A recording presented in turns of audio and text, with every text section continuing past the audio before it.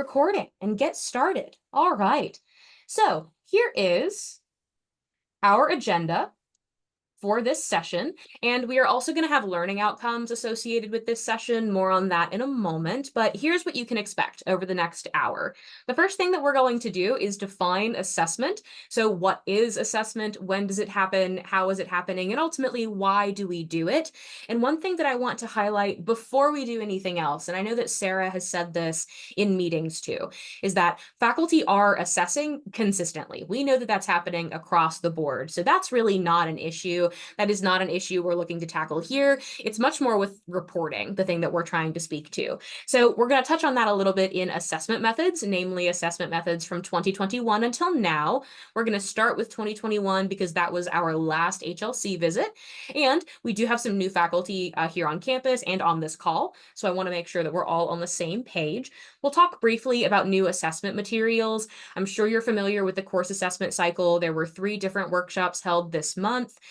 There's a recorded version on the CETL's YouTube channel. It's been emailed about back and forth, and I'm sure we're going to have a lot of conversations about it going forward and maybe even later in this session. But I do want to touch on it briefly, and speaking of touching on things briefly, also mention the assessment report form, which will be finalized for this semester next month. The assessment committee is actually going to host 2 assessment report writing workshops in November 19th and 20th, but I do, especially for new faculty or for folks who've been here for a while, kind of want to reassure you that yes, it is still the Microsoft form and that we're not looking at too many big changes right now. In terms of immediately actionable items in relation to assessment outside of all these changes, I do also want to highlight rubrics. I'll speak more to why in a moment, and we'll talk about how to create rubrics in Blackboard, as well as utilize those rubrics to generate assessment data. If you don't, for instance, use rubrics in Blackboard, you may not know that you can get a really cool report from the back end of how your students did and breaking that down by individual averages through Blackboard, and it does all the work for you. So we're going to provide all of that information here today. And for everyone who is in this call right now, I've written down all of your names. You will also get the slides from this workshop after it's concluded. I'll send them to you in an email to make sure you have access to those. And then finally, we'll touch a little bit on that report writing workshop and why the report writing is so important. All right, so we're going to go ahead and get started with talking about our workshop outcomes. I will put these back on the screen at the very end of the workshop here, because ultimately everything the CETL does, we want to make sure that there is an evaluation of that workshop, and we have a survey for it. And part of that survey is going to ask you what workshop you attended and what the outcomes were. So the outcomes associated with this workshop today are as follows. Number 1, create and utilize rubrics in Blackboard. Number 2, locate relevant assessment resources. And then number 3, recognize Mount West's previous and future assessment efforts. So if you're visualizing Bloom's taxonomy in your head, especially the triangle version, we're kind of moving down in that image, starting with stuff that is a little bit more complicated, using rubrics and creating those in Blackboard, and then just moving further down to talking about what Mount West has done and what we're going to do going forward. So those are the outcomes. We'll come back to those later, but keep in mind, those are the things that you want to be able to do by the conclusion of this workshop. And we're going to start by talking about assessment, meaning definitions, getting down to the foundation of what this is. So in your opinion, because unfortunately we're going to do this like a class and I'm going to ask you a discussion question, if you would, in the chat or with your microphone, either one, tell me what assessment is to you and how you define this term.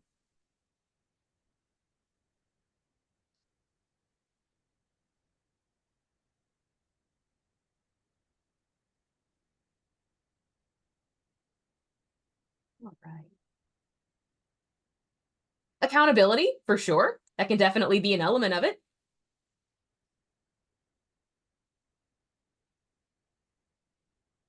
Or alternatively, if you are like, I'm new to thinking about assessment actually, and I'm not entirely sure, would be entirely valuable.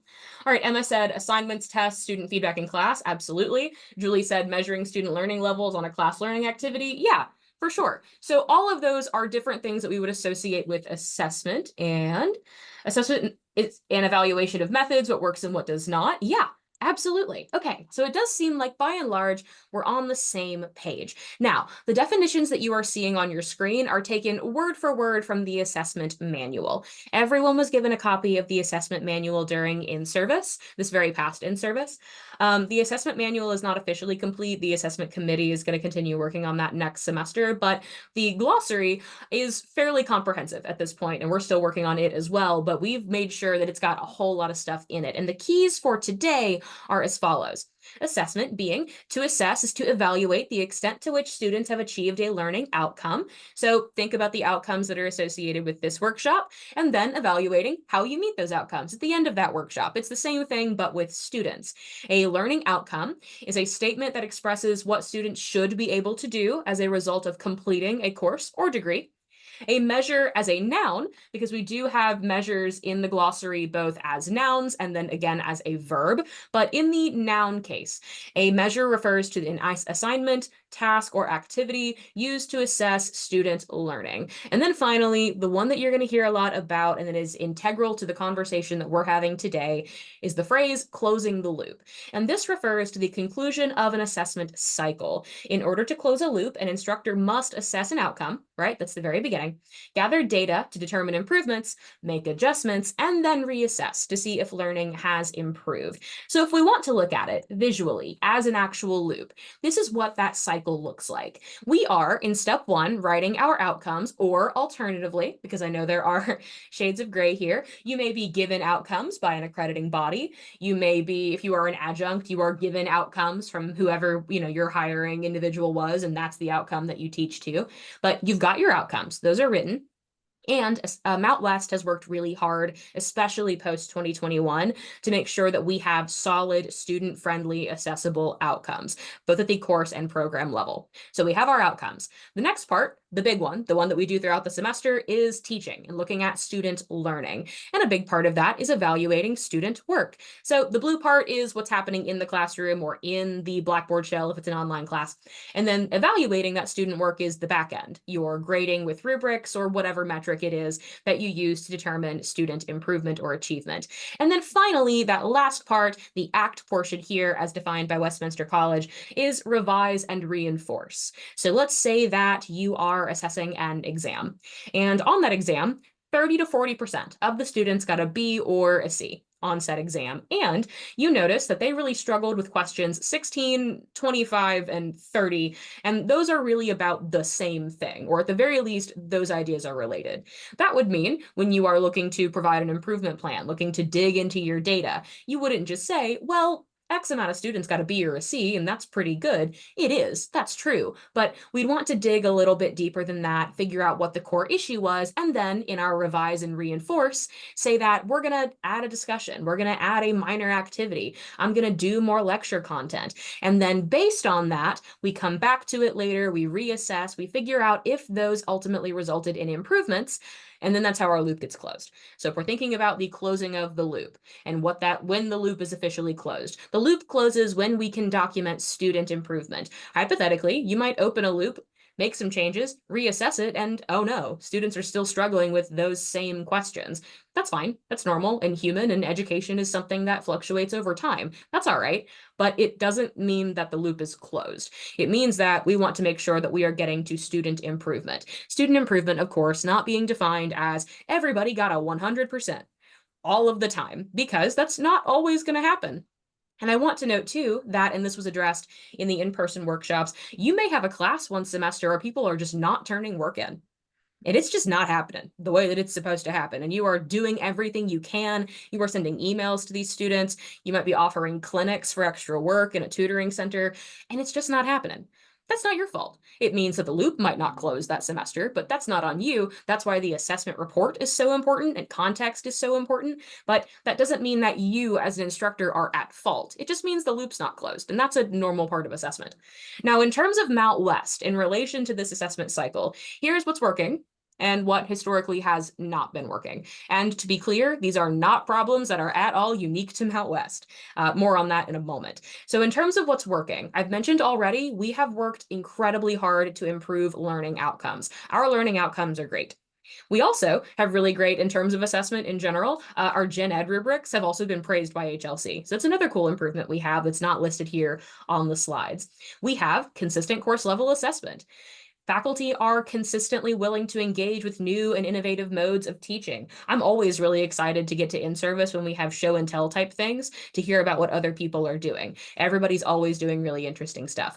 And finally, a willingness to engage in assessment practices. Even during that, and for those of you that are new, I don't know, you may have heard about this already, but there was a pause last academic year on formal assessment. But there were still plenty of faculty that still did their own assessments. And to be clear, you can't teach a class without assessing anyway. Assessment was still happening. People just weren't actively reporting on it. So we know that faculty here on campus are consistently willing to engage in these assessment practices and be part of a team in this case. Now, what's not working, the stuff that is not a unique Mount West problem, is the documentation of that loop closing. We have, and in thinking about these course report forms, let's say that you've been here for 2-3 years. And you are thinking, well, I've been writing the reports. I know that I've done this, and my classes have gotten better. Actually, 1000%, I believe you. However, there have been cases where faculty have not been given their reports back. That have included rubrics. There may be cases where faculty didn't even know that the assessment report forms were scored on a rubric at all. That's not faculty's fault, but it does make it so that if you don't know exactly what you reported on last semester or last academic year, it's a little bit harder to document closing that loop when you don't know exactly what you wrote down.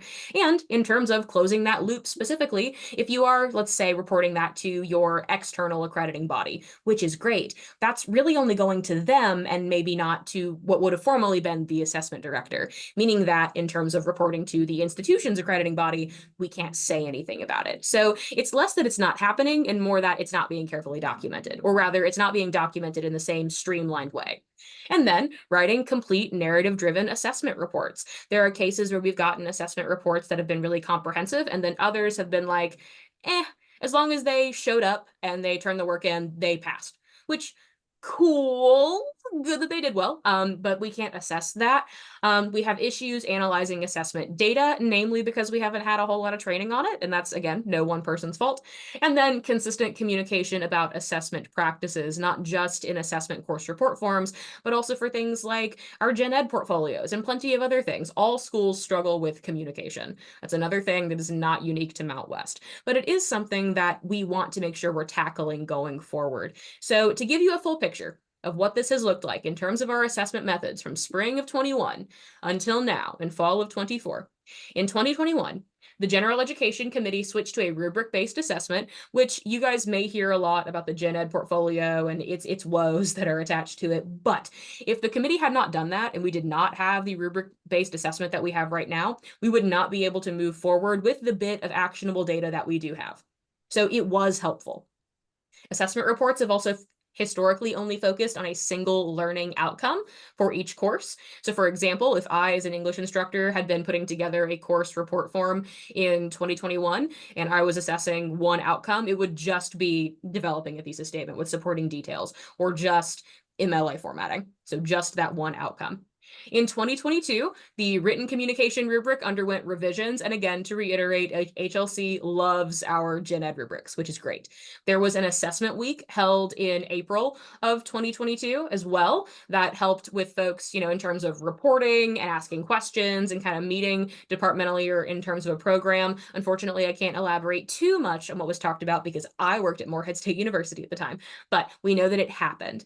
We had assessment committee, they finalized the course assessment report form in the fall of 2022. And I know that I was there for that because I had a fever that day and I was working on it and I was here.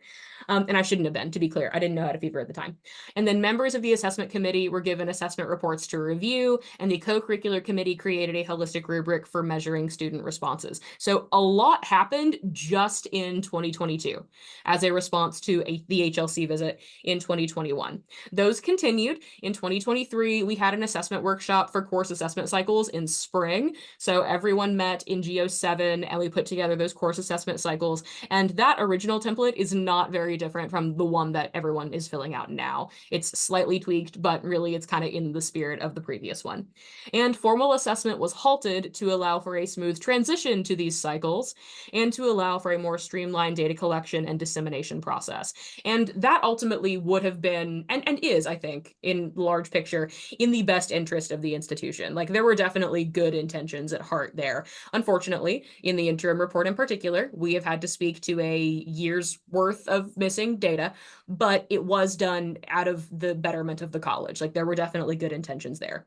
And then in 2024, last semester, we administered the CESI survey. I don't think the very specific data on the survey has been shared beyond President's Council, but we can say very confidently that in areas where it pertains to face-to-face communication between a student and faculty or student and staff, we actually scored really well. Our engagement stuff was great. The issues were things like there aren't enough computers in the library, or we want to make sure we have, available spaces for people to study. And we have a learning outcome or commons section that is being, built on our first floor. So that's already actively being addressed. So that's exciting. We passed the administrative procedure in faculty council last month, due in huge part to everybody on this call. So thank you for that. And then the course assessment is shifting from assessing one outcome to multiple outcomes. And that's the big one in thinking about what's happening in fall 2024 in particular. Now, if you are looking at your courses or thinking about your assignments and you are like, oh no, I don't have an assignment that assesses all of my learning outcomes, you don't have to have one, especially right now. We're not expecting you to turn on a dime that aggressively and have everything ready to go in 2 months. That's just not going to happen. Totally understand. The goal here is also not to have it so that, because there are going to be cases where, let's say that you are teaching a course, you're in allied health, and you've got 130 outcomes. You are not going to have an assignment that assesses 130 outcomes. That's going to be incredibly difficult to do. You might, however, have an assignment that assesses 5 or 6. You might have those individual competency groups, which is something that we've already vetted by our assessment consultant. And she said, yeah, that makes sense. So if you are thinking, I've got 60 plus outcomes, how am I going to assess all of them at once? That's not the expectation, I promise. The expectation, though, is that we move away from assessing just one and into multiple. And I am, just because this is, my discipline, going to use English as an example because I think it's a good one. Let's say that I am assessing one outcome, and that outcome is formatting. So MLA or APA, depending on what we have the students do, citations. And a student could totally nail the formatting and the citations, but the issue there is it could also be the worst essay ever. And if we're only assessing the formatting, we're not really getting into the comprehensive picture of what the assignment and the course actually looked like and what that student success looked like. A student could have written a really great essay, but let's say they wanted to do MLA and oops, they used Chicago citations by accident. Now, that's the only thing we're reporting on if we're only assessing one outcome. If we assess multiple outcomes, however, we get more of a comprehensive picture. And getting a comprehensive picture is something that our former director of assessment really stressed for a while, was that we really needed to focus on having comprehensive reports. What's the narrative? When did this happen? What instruction did they have before doing this? Not meaning that you have to map out everything you did over 16 weeks, but a little bit more than just, here is this brief assignment, it assesses one outcome, and here's a list of A, B, C, D, F. We want to make sure we're getting a little bit more than that. We are potentially transitioning to a new assessment report form in fall of 2025. So if you are thinking, oh no, I'm going to lose the Microsoft form, you are not. However, there are valid concerns about the Microsoft form, and that's going to be a large conversation that, of course, is going to start in the assessment committee, but it's going to involve a lot of other people too. But we're not immediately transitioning to anything new. It is still going to be that Microsoft form. We're going to have more assessment-focused workshops going forward. Like I mentioned earlier, the assessment committee is going to be hosting 2 next month. The calendar invites for those will go out on Monday. I'm going to try to get the promotional materials up on the TVs today. So trying to get on that as quickly as possible. And this was discussed in executive, but we'll also bring it up during faculty council, so everybody here gets a preview. unless you're on assessment, in which case you know this already, but we are going to have 2 days of in-service at the end of this semester that are entirely focused on assessment, tentatively called Assessment Boot Camp, and I am going to buy camo pants and a whistle for it. We're going to try to make it as fun and engaging as possible. I promise it's not going to be terrible, and I promise that eventually we'll talk about something other than assessment, but we do really need to be on the same page. And this is kind of the first step towards that. We are going to have twice a year department or program meetings to discuss assessment data. So part of that is that the assessment team is looking into working with coaches to make sure we know exactly what to look for and that we know how to communicate with you guys what you should be looking for. But also, if we're thinking about you assessing every year, that's still a year since the last time you assessed that thing. And there's no guarantee that you kept the report or you remembered everything that you said. So you should have support when it goes to putting that thing together. We're going to try to have more consistent, streamlined communication and more assessment resources, including guides, recorded mini lectures, etc. And you'll see some of that here in this section on assessment materials that are already available. Now, again, not going to spend too much time on these first two. We're familiar with these. Here's our course assessment cycle. Love her or hate her. This is her. And ultimately, the one thing I do want to address before I move on from this one is that in putting this together, we have had, and these are completely valid concerns, right? You might look at this and think, well, I'm assessing every course every year. Am I not just, like, does this not just become redundant? Am I not just putting the same course every single year? And then what's the point of even having a cycle if it's just the same thing over and over again? Like, those are valid concerns. 100% I get it. And I think that people are right to bring it up. The reason why we have it set up this way in particular is, one, we're doing it by semester so that if new faculty come in and they get a list of all the stuff that's getting assessed every single year, they know when and where it's happening. So that's the rationale for breaking it down a little bit more than it was in the previous template. But the reason we want to make sure that we have some kind of cycle documented and that we are doing it every single year is really to prevent another year where we don't have any kind of data. And for instance, we did report, or we provided an example to our assessment consultant and our HLC liaison previously, where we said, well, what if we listed the same courses in year 1 and in year 3, and then another set of courses in year 2 and year 4? That way everything's getting assessed, but we're not assessing everything all the time. To which they both responded, so then you have a year without data on those individual courses. And yeah, unfortunately, that's kind of how it goes. And there are going to be some cases where some folks are assessing more classes than others, and that sucks. I am sympathetic to that. And I think part of that is going to be we create a larger, robust team of people who are able to assist in stuff like this. And in transitioning to using rubrics, especially using them in Blackboard, they help a lot. But if we want a comprehensive picture, if we want to prevent in 2 years having HLC come here and then say, well, you've got gaps. Well, and we are going to have to speak to that. But if we want to prevent that going forward, this is going to help a lot. All right, I want to go ahead and look at this question here. Is it possible to assess a course with another instructor you are either share a course with or assist with? Yeah, absolutely. I think co-teaching is super cool, just kind of as a concept. But if that was the case, let's say that you are doing that with another instructor. We'll kind of do it in 2 ways. Let's say that we're talking about the co-teaching model first. If that is the case, and that is how you are handling it, one of you would decide the person who is going to write that report. However, let's say that the other version is you and 3 other people are teaching the same class. You're not co-teaching, but you're teaching the same class and there are 6 sections of it. That's ultimately how English runs. So for instance, this semester, we have, oh gosh, I don't know how many sections of English 101, and we are all going to send our information to Zach, and Zach is going to write that report. So if you are teaching a class and you know like 4 other people are also teaching that class, you guys can just talk and figure out who's going to write the report for that one course. So that's a really good question, and I hope that I effectively answered it. But James, if I did not, by all means, let me know. Cool. Yay. I'm glad. But yeah, that's a good question. Absolutely. I think departmental reports are great. They also really help with creating that kind of like comprehensive view too. I wrote the English one last time we did full departmental assessment, and I thought it was awesome. It also enables us to talk more as a team too. Now, part 2 of the course assessment cycle is that 4-year narrative leading to the report. So we talked in the in-person workshop about, well, does that mean that we halt assessment in year 5? Probably not. I can't say concretely it's 5 years out. My guess is no, because that would leave us with another gap of data, but I do want to kind of flesh out what the report's going to look like. And it's formatted a little bit like discussion questions, which is kind of how I handle feedback for students. So in that narrative, you would answer questions like, what were the initial findings in year one? What changes were made and how did they affect student learning? What changes and weaknesses were identified during this cycle, so over those last 4 years?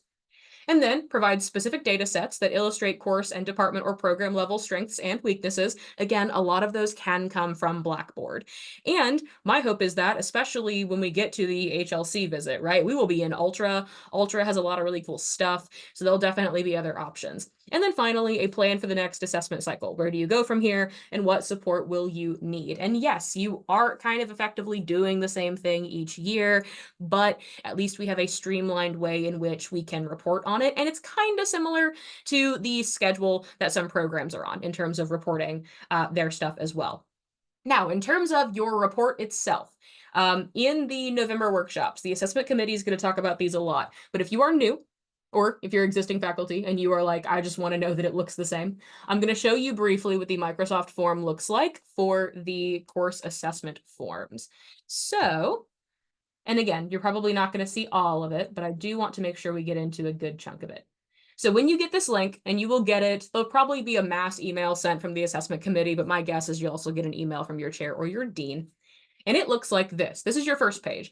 There again, we can see name of faculty member or members. So in the case of, let's say you are the one writing the report for every section of a biology course or every section of English 101, you would just list everybody who taught it, everybody for whom you are writing. And then the course name, number, and section. So if it's English 101, written communication, English 101, sections 101, 102, 103, etc. And then to which division do you belong? We decided to add that, that's a new one, as a committee, just to make sure that when we're looking at data, we can also break it down by individual division in case anybody is interested. I think kind of getting a little bit more granular with it going forward is going to be effective. We're also hoping that going forward, we can begin to include information about the actual modality in which the classes are offered. But for right now, that's not mentioned here. Once you've filled those out, because you do have to fill them out before you move on to the next section section is course learning outcomes. So list 2 or more learning outcomes. Identify the general education outcome or outcomes that align with the student learning outcome or outcomes stated above. Not every course learning outcome has to be aligned to a gen ed outcome. It is likely you have 1 or 2, but it's not going to be every single one of them. And you can check multiple options as well. And then, is this a follow-up to an assessment you conducted previously? So if you are new faculty and this is your first semester here, you would say, nope, this is a brand new loop that you are starting at Mount West. If not, though, you can refer to your previous assessment report forms. Now, if you are thinking, Morgan, I don't have one, I might. I actually do have access to the ones that were in Becca's office. I have them that I've been kind of sitting on until we get out of the interim report. But if I still have yours, I will give it to you. I'm happy to hook you up with that information. And going forward, the assessment committee is going to set specific dates for when those will be back in the hands of faculty. So I promise you that is not going to be a problem going forward. But I understand if at this point you don't remember if you were in a loop previously. So that is the beginning of what the form looks like. And I'll show you briefly. Let's say that this is oral communication, and yep. If I say yes, this is a follow-up to an assessment I conducted previously, it is going to ask you to briefly discuss the results that you implemented. And then, do you need another round? However, if you say, nope, I'm ultimately like, this is a brand new one, open in that new loop, the only question you're going to get is another round of assessment necessary? Let's say hypothetically it is. That'll take you to your next section, which is where you flesh out the assignment. I'm going to go ahead and stop here for the purpose of time. I want to make sure we can get through everything else, but it really does just take you through every individual section, walking you through with directions. And during the assessment workshop, it's going to be held next month with the committee. They're going to walk you through every single stage, and you'll have the opportunity to do kind of a mock report with a group of people using a case study that you've been given. So you'll definitely have opportunities to practice before you turn this thing in. And if you are thinking, I want examples, I am happy to hook you up with successful examples once I get rid of the personal identifiers. So if that is something that you want, I can also give that to you. Now, the other things that we have in here in terms of resources are directly from the CETL. So the CETL has a growing digital library to which everyone will be able to have access next month, which is way sooner than we anticipated. Initially, we were hoping to have a prototype of our website available in May of 2025, but because this HLC interim report has really kind of hit the accelerator on a lot of things, we are going to have a rough draft of the site available next month. And that is going to include our digital resource library, some of which is pertaining to assessment. So the first thing I want to highlight is the Assessment Institute's free webinar series. This is coming out of the University of Indianapolis. They are ultimately referred to as kind of like the place to go in terms of assessment materials. And this free webinar series isn't just stuff that they recorded 10 years ago and still happen to have. A lot of it is super recent. And it's not all just related to, let's say that we're thinking about assessing multiple learning outcomes or a lot of this like very foundational stuff. A lot of it is fairly high level as well. So if you are interested in getting into assessment on the ground floor, or you've been working with assessments for a while, you want to see new stuff, that's a great place to start. I do have an infographic here from the University of Hawaii that's just about closing the loop that will be available. So for example, I'll show you what it looks like. And it's just a quick PDF, but it looks like this. And it gives you a definition for what it means and how we're assessing, we are acting, we're reassessing. So there's that. Again, if you're thinking this is kind of redundant, yeah, it is. But we want to make sure that we are consistently going back and reviewing this information. So it takes you through each individual step, which I definitely think is worthwhile if you're somebody who appreciates an infographic. And then the next one is a recorded lecture that was done in association with Cambridge, which I think is super cool. And it is all about closing the loop effectively. Now, we do have other resources about assessment that don't pertain to closing the loop, but since that's the big thing that we are kind of targeting right now, I wanted to highlight these in particular. We do also have written and video instructions for program alignment maps, master course outlines, and course assessment cycles, all of which you can find on the new CETL YouTube channel, which is officially up and running. And I will show it to you. And as a reminder, I am sending out my slides directly after this as well. So you will have the hyperlinks in all of these slides to be able to access them. So this takes you directly to the channel itself. Each video has a thumbnail that's the same as the others, so you can navigate through them pretty easily. And as you can see, we've got our course assessment forms. So if you are like, I don't want to wait until November, I want to see the form now, you can. Program alignment maps, master course outlines. If you missed anything about our strategic plan at in-service, the recording that we did pertaining to the entire strategic plan, all 46 minutes of it, is available on YouTube as well. And this is where the recording of this session today is going to be next week. So every time the CETL does something, if we can record it, we will, and we will put it here in our YouTube channel. So hopefully you'll have as many resources as possible.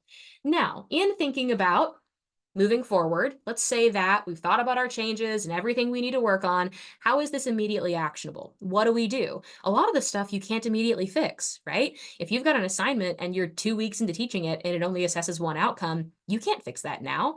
And I understand that 100%. The thing that you can immediately work on in terms of data and data analysis is utilizing a rubric. And rubrics are great for a lot of reasons. The ones that are outlined here on the screen include timely focused feedback, facilitating communication, encouraging critical thinking, or creating a specific set of standards for each measure or assignment. One thing that was mentioned, someone said this last year, and I thought it was really funny, but it's also true. And I don't remember who said it, but the person said, you can't grade based on vibes. Which, sure, that's true. You might have a case where, let's say a student tried really, really hard. And I've been in this situation before. I've worked with a student and they're trying super hard, but they're not getting it. And that might mean there's an issue on my part, right? Maybe my instruction needs to improve. But just because they're trying really hard does not mean they're meeting that outcome. That can't be a part of, I mean, it can be part of the report, but that's not how we chart student success. It's whether or not they met the outcome. And rubrics help with that. They also really help to prompt timely, constructive feedback. Without a rubric and without specific goals that the students are trying to hit, your feedback, though helpful, might not be as straightforward as you want it to be. It might amble around a little bit, and you want to avoid that as best you can, and a rubric can really help with that. Now, the cool thing about Blackboard is that you can create a rubric in Blackboard. It's my understanding that I'm sure some folks on this call already do this, but in case you don't, I do want to show you how to do it because it's super easy. So let's say that I am in Blackboard, and I am in just my main page here, looking at my classes. And I really want to go ahead and implement a rubric into Blackboard, and I will be this semester. I have historically only had it so that my rubrics are in Google Documents, and I download them, and then each student gets a Word doc version of that because, I don't know, I like to make extra work for myself, I guess. But I'm going to be doing this going forward. So if you are thinking, I'm not doing this, I'm behind, nah, you're good. Everybody's on a different page. Now, what you're going to do is you're going to go to your course tools section in your control panel, the same place that you would otherwise go to get your like results center, so your needs evaluations. You use this all the time. So you want course tools, and you are going to select rubrics. And you're going to see immediately all of the gen ed rubrics. These are all by default in our Blackboard shells, but you want to create one. You want a brand new one. Oh yeah, and Josh just asked as well, if you guys want to sound off about this. Are any of you currently using rubrics in Blackboard? And if you are you using secondary rubrics in Blackboard as well? And Josh, if you want, do you want to define, just in case, what a secondary rubric would mean in this case? Yeah, it's something I just learned about yesterday because I didn't know it was a thing. But you can attach a rubric in Blackboard for your evaluation of grades. You can also attach a second or third or fourth rubric that are only considered secondary. They're not used for grading, but they can help with things like accreditation and showing, did they meet learning outcomes specifically? It's not part of grading though. It's especially effective too if we're talking about like gen ed assessment. Like for instance, my rubric that I use to assess my narrative is not the gen ed rubric. I use a completely different one. But if I want to use my rubric, but also the gen ed rubric, that can help a lot.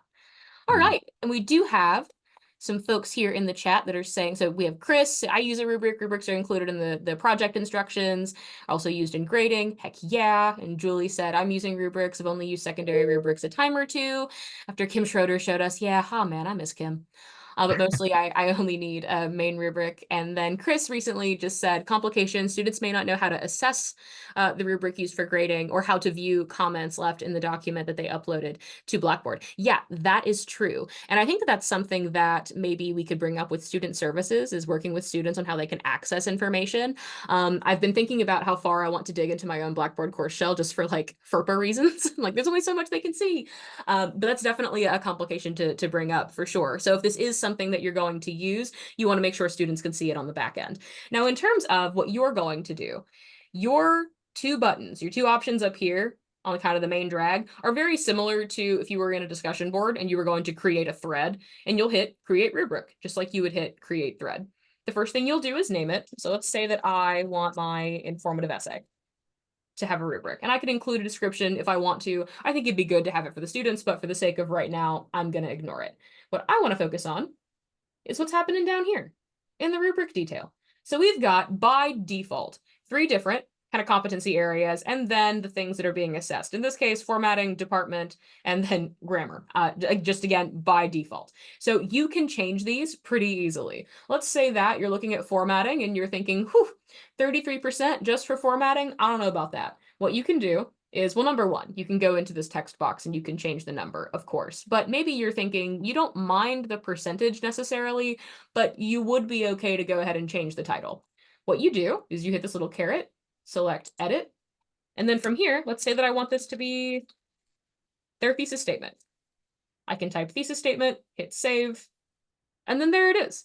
Let's say that you've got more than 3 levels of efficiency or competency that you want to go ahead and assess, and you need something else over here. You can add that.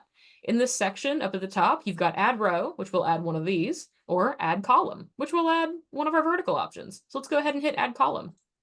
And there it is. All we have to do is hit this little caret, hit edit, and then give it its new name. Similarly, based on the rubrics that you've used before, you have all of those individual explanations for, well, if you scored this, the level of proficient in thesis statements, you did X. All you have to do is click on the box and type in the explanation that's associated with it. Another thing I want to note is that you might see the percentages and think, I don't do weighted grades, that's not how I handle things, which, fine, valid.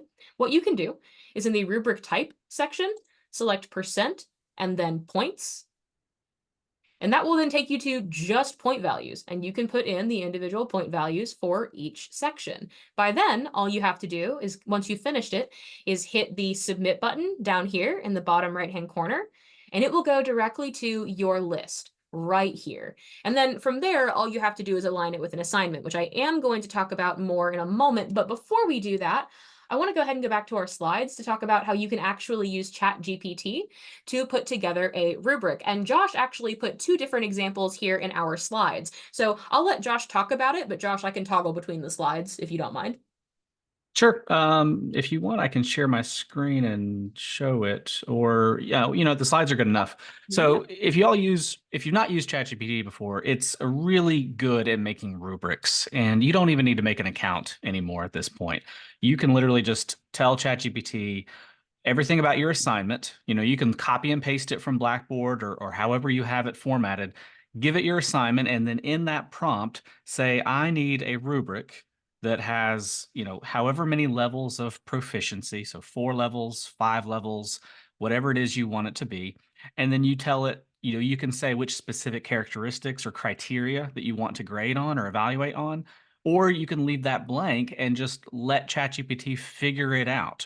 So in the next slide here, this prompt was literally just saying, give me an example of a rubric of an assignment that's going to be used in my writing class where I'm requiring students to use artificial intelligence.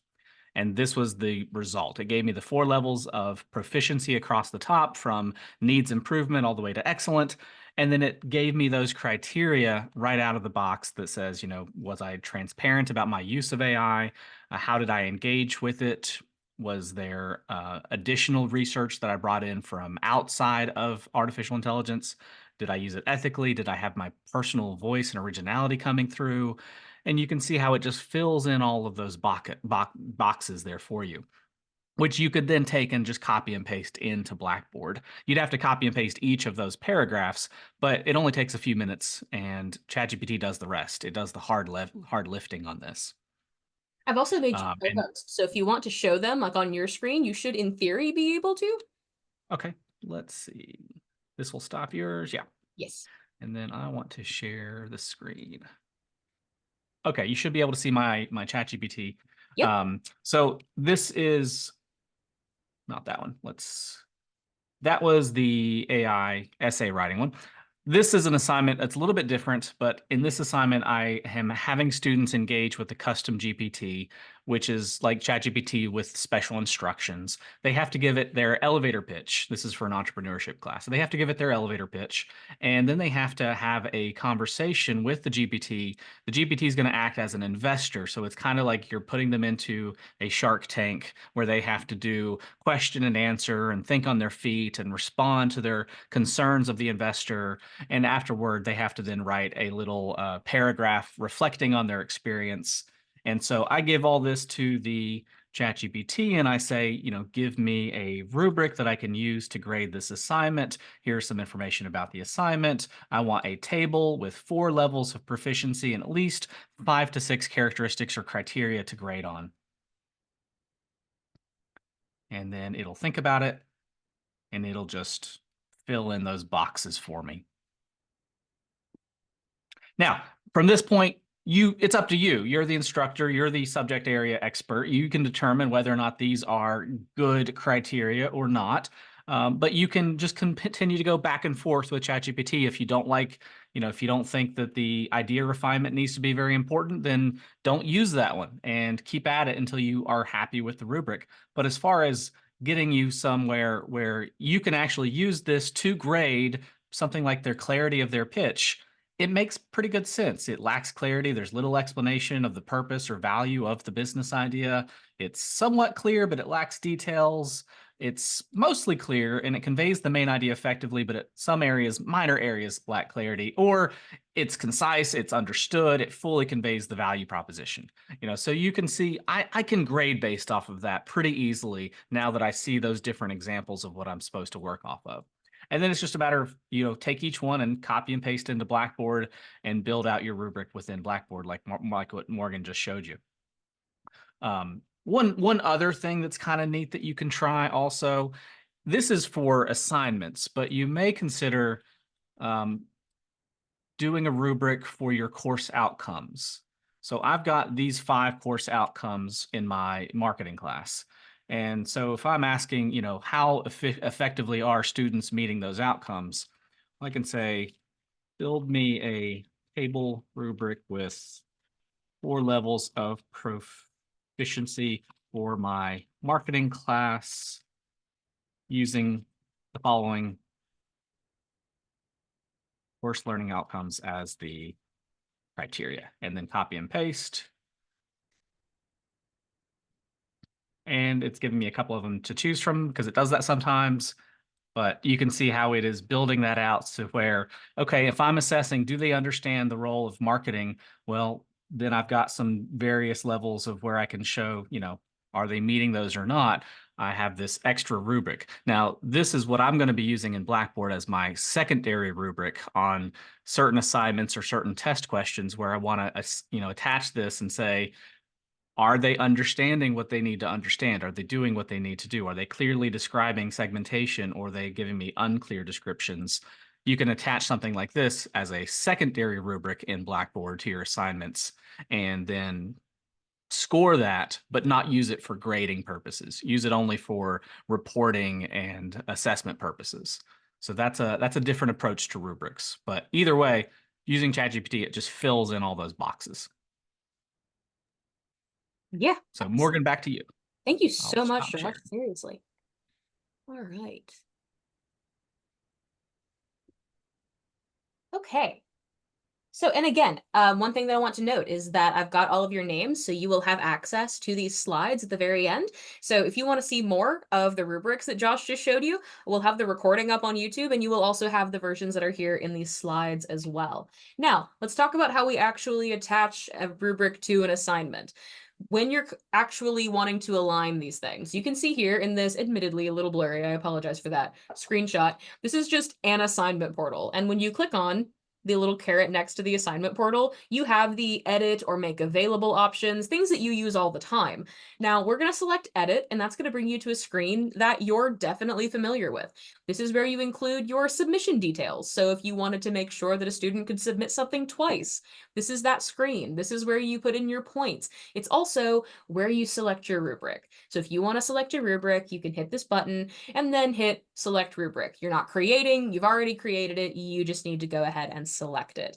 And it'll bring you to that screen where all of the Gen Ed rubrics are going to be located, but also the rubric that you just created is going to be in that list. And from there, all you have to do is select it and hit the black submit button in the bottom right-hand corner. From there, that's going to be aligned to your assignment. So when you go to your grade center, you need to click needs evaluation. You can select that assignment.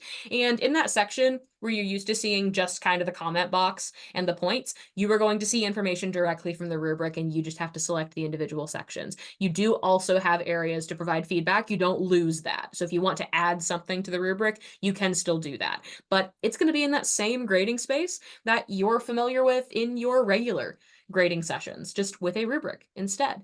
Now, in terms of writing our assessment reports, before we get into Blackboard, a little bit of background here.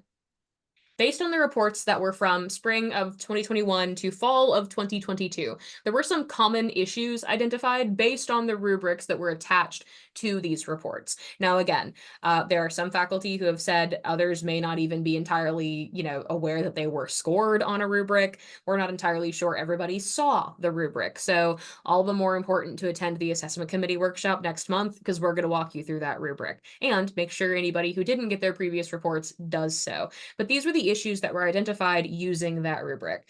Providing data, ideally data that is more than just a breakdown of letter grades. There were cases where letter grades weren't even provided, but there were cases where that was it, just the letter grades. And it's a great foundational start, but you need to dig a little bit deeper. If a good chunk of students are getting a B or a C, what specific area of the rubric or that exam are they struggling with? Analyzing the data successfully. And a lot of that was related to people were identifying a lot of strengths, which is awesome. That's great. But what about weaknesses? Or more broadly, what does the data indicate for this specific portion of the course? That's why that narrative is so important. What was going on at the time that this thing was submitted? And keep in mind too, let's say that again, you're in a situation where it's a semester where people just aren't turning stuff in and you can't do anything about that. That's why that context is so important. You can flesh that out. That's why we really need that. And then including a comprehensive improvement plan. Even if students did well, if people aren't getting like 100s across the board, which is not usually going to be possible, instruction can always be improved.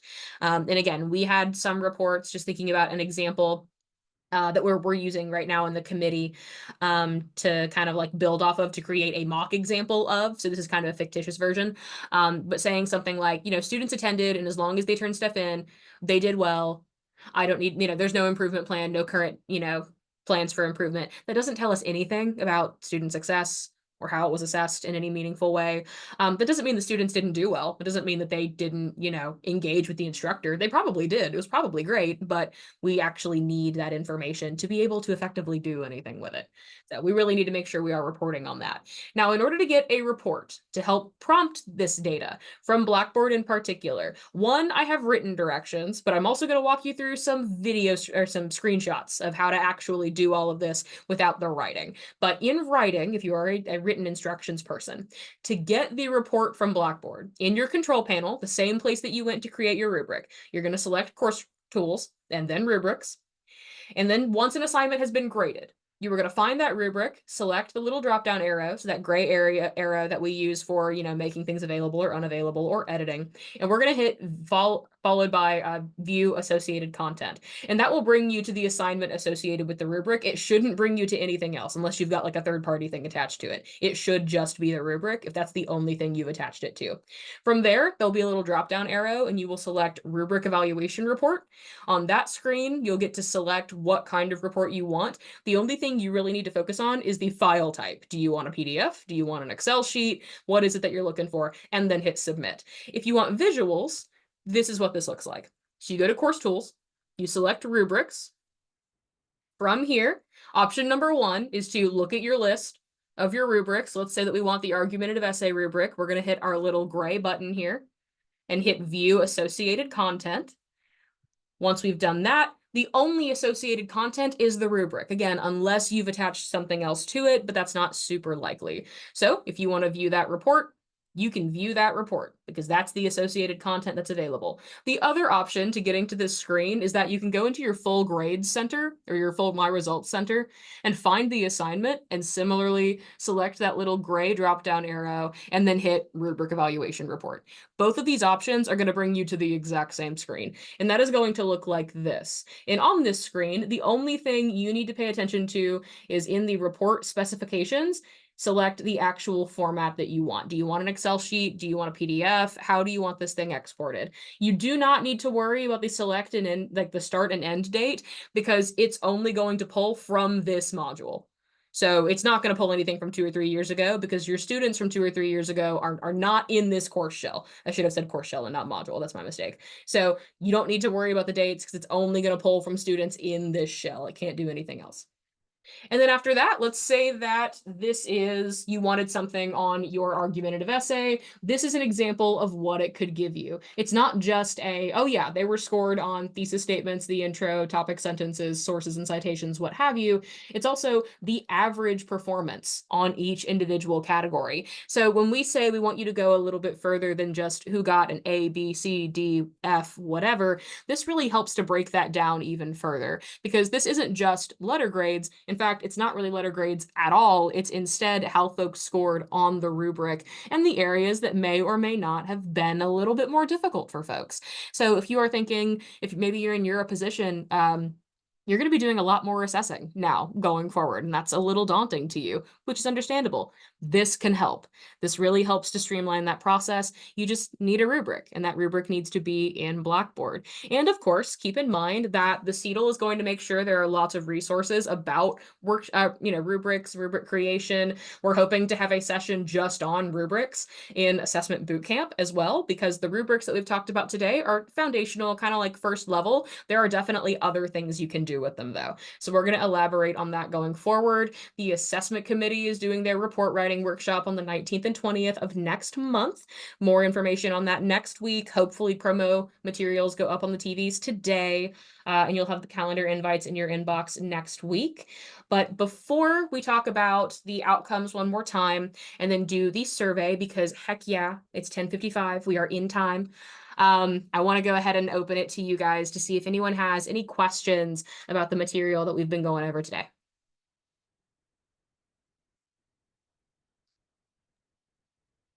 Well, I noticed on the assessment form that you showed us, it currently looks like it's only set up for one outcome because you put in what learning outcome are you assessing, and there was just one rather than multiple. So there's an option where you can, let me go ahead and pull it back up. You can write in multiple options because it says list two or like at least two. So if we are looking at our form here, I'm probably going to have to type through it a little bit. Oh, nope, there we go. Okay, so it says course learning outcomes. So instructors should list two or more. You can just type them in there. So if you've got multiple, they can just go in that section. Okay. It's a good question though. Glad you brought it up.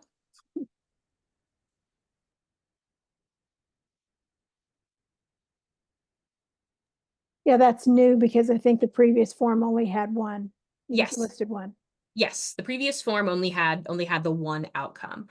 And again, if you're still thinking about questions, anybody else can definitely drop those in the chat, or you can use your microphone. But I do want to kind of remind everybody that the outcomes for this workshop were as follows. Again, learning how to create and utilize rubrics in Blackboard, locating relevant assessment resources here at Mount West, and then recognizing Mount West's previous and future assessment efforts. And I bring these up again because, and if you need a moment to go ahead and take a picture of those, you're more than welcome to, because I am going to move into the survey portion of the slides. That is going to ask you what the outcomes were. So if you want to go ahead and, take note of those, you can. I'll go ahead and give you like 10, 15 seconds to do that.